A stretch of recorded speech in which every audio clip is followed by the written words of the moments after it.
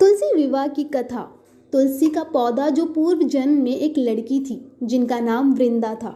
राक्षस कुल में जन्मी यह बच्ची बचपन से ही भगवान विष्णु की परम भक्त थी। जब वह बड़ी हुई तो उनका विवाह राक्षस कुल के ही दानव राजा जलंधर से संपन्न हुआ। राक्षस जलंधर समुद्र से उत्पन्न हुआ था। वृंदा बड़ी ही पतिव्रता स्त्री थी, सदा अपने पति की सेवा किया करती थी। एक बार देवताओं और दानवों में युद्ध हुआ।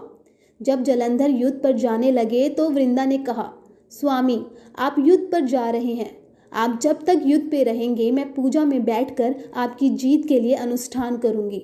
जब तक आप नहीं लौट आते मैं अपना संकल्प नहीं छोड़ूंगी। जलंधर तो युद्ध पर चला गया और वृंदा व्रत का संकल्प लेकर पूजा में बैठ गई। उसके व्रत के प्रभाव से देवता भी जलंधर को ना हरा सके। सारे देवता जब हारने लगे तो विष्णु जी के पास पहुंचे और सभी ने भगवान से प्रार्थना की। इस पर भगवान विष्णु ने जलंधर का रूप धरा और वृंदा के महल पहुंच गए। वृंदा ने जैसे ही अपने पति को देखा तो तुरंत पूजा से उठ गई और उनके चरणों को छू लिया।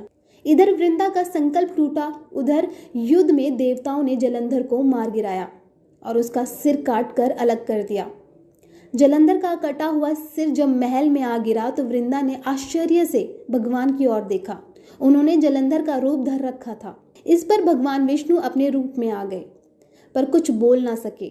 वृंदा ने कुपित होकर भगवान को श्राप दे दिया कि वे पत्थर के हो जाएं।